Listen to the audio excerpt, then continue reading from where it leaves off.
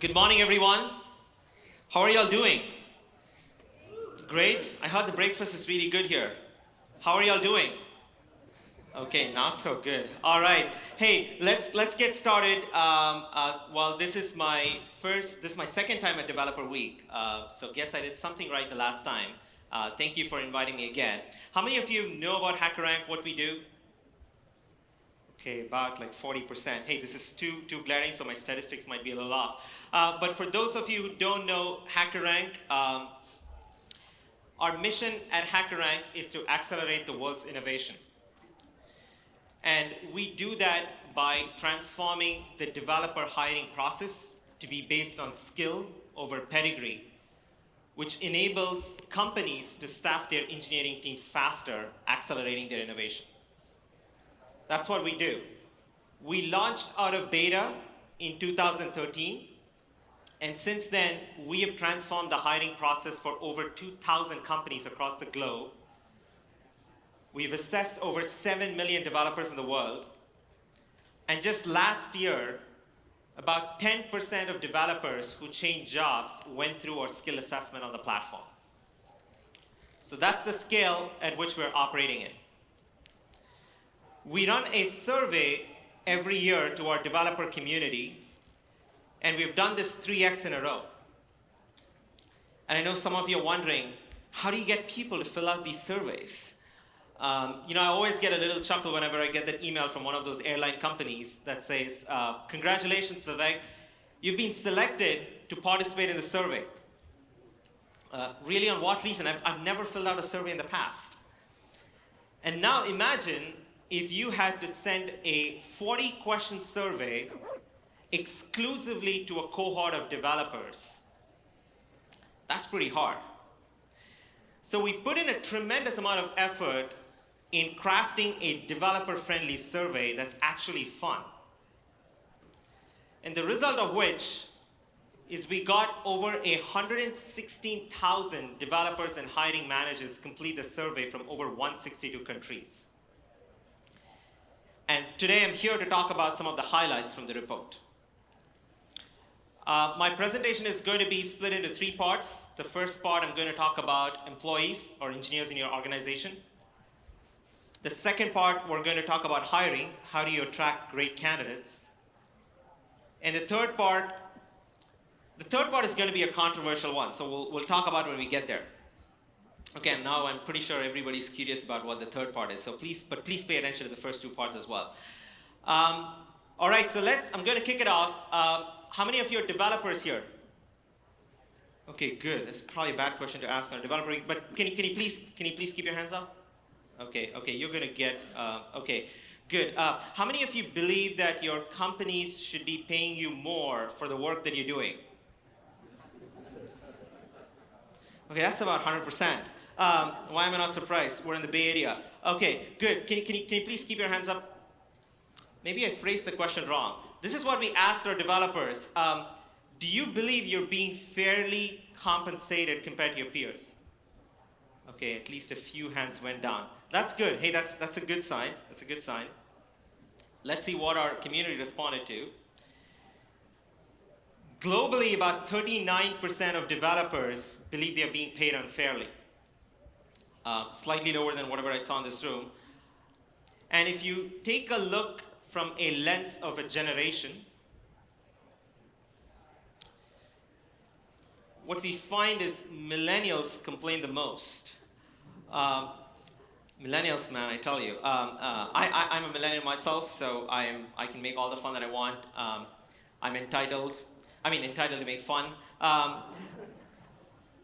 And one of the things that impacts compensation is tenure of employees or retention of engineers.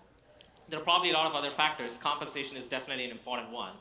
So related to this, we asked, okay, what does the average tenure look like? And we found over 40% of developers have a tenure of less than a year. And overall, the developer's global average tenure is slightly above 2.5 years. That's about 2x what you get in Silicon Valley. No, I'm just kidding. It's probably about 3x. So that's the global average tenure, and the 0.5% that you see over 20 years, trust me, it is true. I've actually met a couple of them. One of them is a distinguished engineer at a large retail manufacturing company that's transforming into a technology company. It's just fascinating to see the process that they're going through. When you look at it from a lens of a generation, what you see is baby boomers have the longest tenure, an average of about 8.3 years. The trend line is not super encouraging. It starts to go down at Gen X, go down in millennial, go down in Gen Z. As you all know, Gen Z is entering into the workforce, so we'll have a lot more insights into them.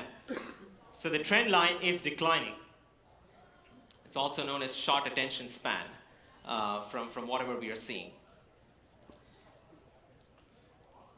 And from a lens of seniority, well, the good news is directors and VPs of engineering have the longest tenure. So execs have a pretty long tenure compared to level 1 developers who are just entering into the workforce who have the shortest. So armed with this data of compensation and tenure, we decided to ask our developers, hey, what can we do to increase your retention? Everybody wants to increase the tenure of your top engineers. Everybody wants your top engineers to work longer. What can we do? And we received a lot of different data points and signals, but the top 2 critical factors, I'm going to just pick the top 2 critical factors. The first one is professional growth. Over 59% of developers say the opportunity to learn new technical skills during the job is the single biggest factor that's going to impact their tenure in the organization. And related to this, one of the trends that we've started to see on our customer base is a lot of our customers are building what they call as a skill map for their engineers in the organization. And it's essentially to list down the engineers, align on a competency framework, and identify where they stand across the different dimensions. And you have to be careful when you do this. You have to tell developers that you're actually doing it. Transparency goes a long way. But more importantly than just telling your developers, you need to tell them why. The reason why you're doing this is to make sure that you can identify the skill gaps and aid them to learn new technical skills to close the skill gap. This is starting to become like a pretty big trend in a lot of our customer base. This also has an impact on hiring. How many of you are hiring developers? Okay, about 20% of the audience. I expected slightly more, but that's okay. And how many of your job ads have something to do with ping pong tables, work from home, perks? Okay, good. All of them, by the way. And how many of your job ads actually have something to do with professional growth? Not just a hidden line item. I'm going to look at your job ad, by the way. Okay.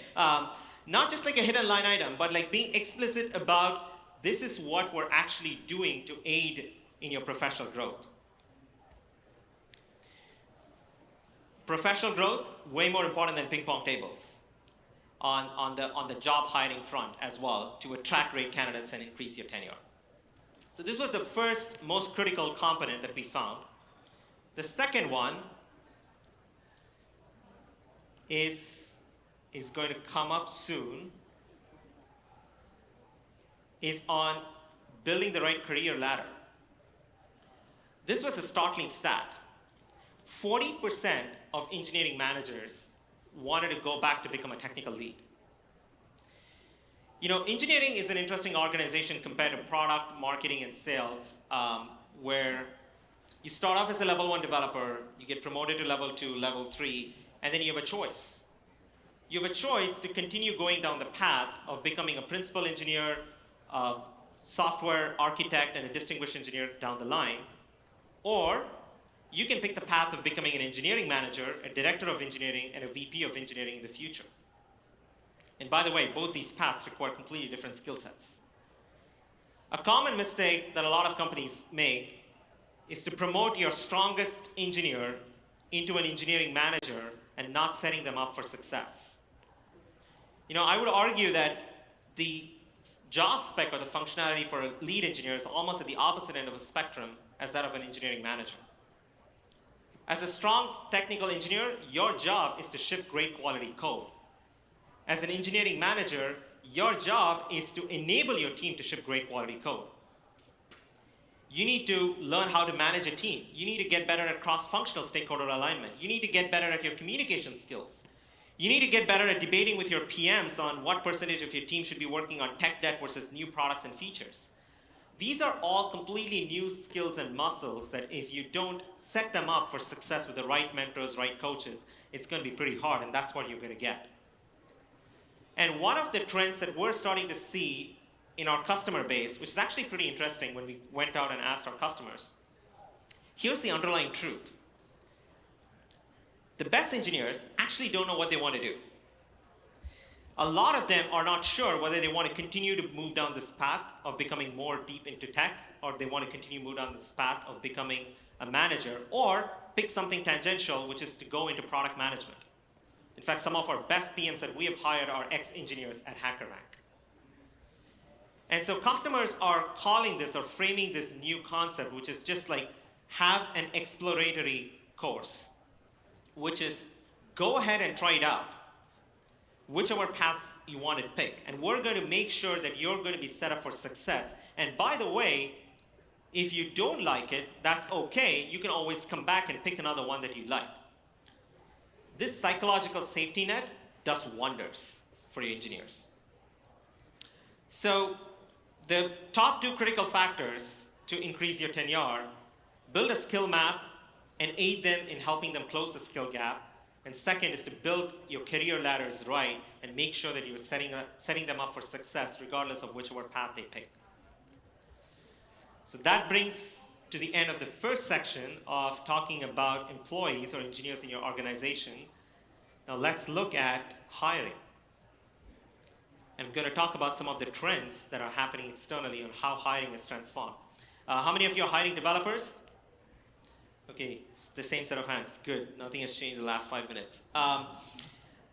One of the big trends that we're starting to see, and of course we're being a part of the trend as well, is we're starting to see a lot of companies hiring developers who don't have a traditional computer science degree. And startups and small companies are leading the charge in it.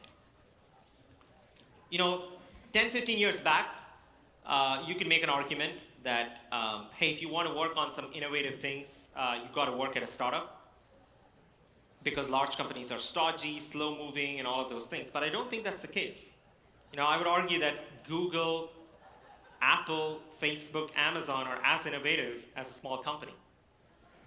So while a small company is a small company, you need to draw inspiration from the large companies on how do you scale your hiring process. As a large company, you need to draw inspiration from startups on what's happening in the external trend. And what this has led to, and I don't know how many of you followed this news, is last year, Google and Apple have removed all mandatory requirements to have a degree in all of their job ads. That's a pretty big change that you wouldn't have expected them to do it. And not just that, a couple of weeks back, Elon Musk tweeted about the need to hire more C++ engineers to work on the Tesla AI autopilot team, explicitly calling out, hey, educational background is irrelevant, but you need to pass a hardcore coding test. Now, I wish he included the HackerRank link, but we'll talk about that later. This is starting to change. And I will tell you why this is starting to change. Here's the leading indicator. This is starting to change because the new generation of developers who are entering into the market, which is Gen Z, millennials, and all of them, are learning in a completely different way from the baby boomers and Gen Xers. They're learning on YouTube, online tutorials, and boot camps versus what used to be through books and traditional universities. So I bet that in a decade or so, the resume of a developer is going to be completely different from what you see right now. It's no longer going to have, this is my coursework, these are the things that I actually did, this is my GPA. It's going to be, here are the tutorials that I actually went, here are the projects that I've actually built, these are all real world projects, and if it's a fit, let's go ahead and talk. And this is the best leading indicator. So we need to embrace the change of the new type of developers who are entering into the market, and this is going to be the standard and the norm pretty soon. We also decided to dig a little deeper on this.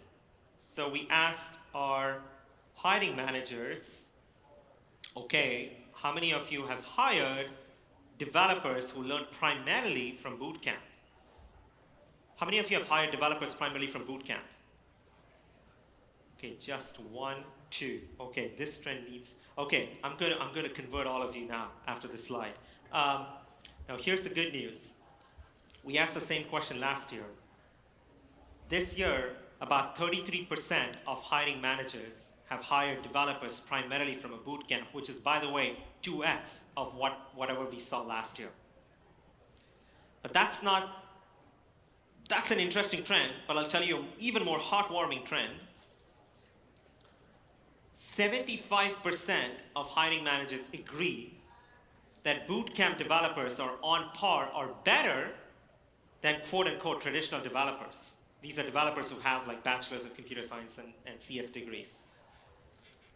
This goes to show, hey, that this is not a fad.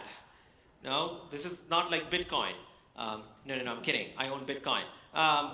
This is real. You've got developers working at your company shipping real production code, and you're actually happy about it. So we went one level deeper. Why are you happy? What is causing you to be happy with developers from boot camps? Top 3 reasons: more practical experience, they can actually learn technology faster, and more importantly, they're hungry. You know, we've hired a couple of developers from boot camps, and I can tell you, when you go and talk to them, it's almost like I can break any wall and get the thing that I want. And when you have real-world project experience and you have that kind of attitude or hunger, everything else can be taught. Now, this actually ties to a broader strategic initiative that a lot of companies have, which is diversity and inclusion. A lot of companies talk about it. A lot of companies also complain about it. There's a quote, I don't know who said this, but the quote goes something like this: if you keep doing the same thing, don't expect different results. Hey, if you want to build a diverse engineering team, and if you keep going back to the same pools of talent and follow the same process, you're not going to get different results. And here's the thing.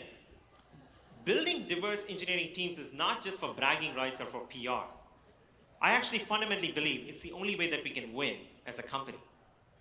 It's the only way that we can actually build a product that can be used by people across the globe, because you need to be willing to take inputs and different points of view from different kinds of people. And if you have to do that, you need to build diverse engineering teams. And if you have to build diverse engineering teams, fundamentally, we all need to be willing to look for new pools of talent. And boot camps are just like one of them. There are probably lots of different pools of talent. We need to be fundamentally willing to change the way that we think about approaching candidates, attracting candidates, looking at new pools of talent, and the hiring process. So those are some of the things that's happening on the hiring front. I have about like 5 minutes to go. So I will go on to the third section, which is somewhat controversial. I don't know if everybody has been just waiting for this. So we did ask our developers whether they preferred Vim or Emacs. Okay, how many Vim fans here? Oh wow, okay. How many Emacs? Okay, that is kind of representative. We had 67% of them prefer Vim. Sorry, Emacs, I'll give you a t-shirt. We have really cool t-shirts. But when I was actually constructing the slide, I was thinking, let's all be real. Actually, Microsoft Visual Studio Code is eating everyone. The level of developer love and attention that Microsoft has been able to garner over the last 5 years is just like stunning to actually go and see. So maybe, after all, editor wars could be over pretty soon.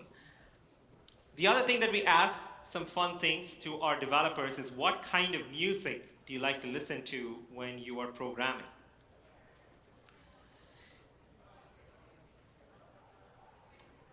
Hey, dance and electronic topped the charts. So if you're a recruiter, it's a cool perk, okay? You can do an A/B test, which is to buy an Apple Music or a Spotify subscription, have a dance and electronic playlist, and maybe you can see your productivity of developers increase.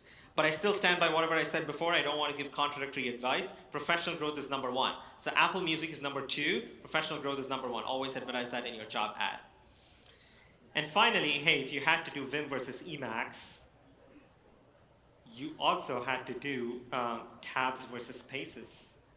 How many tabs fans here? Okay, and spaces?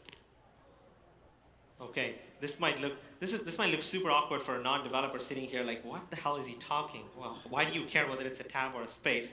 But, you know, I'm just going to leave this as a mystery because this is my best clickbait for all of you to go ahead and download the full research report, which is available for free at research.hackerrank.com. We do this every year. There's a lot more stuff that you can actually learn there. I just picked a few insights. And hopefully you like the insights, and I hope to get invited back again. So thank you, everyone. You've been a great audience.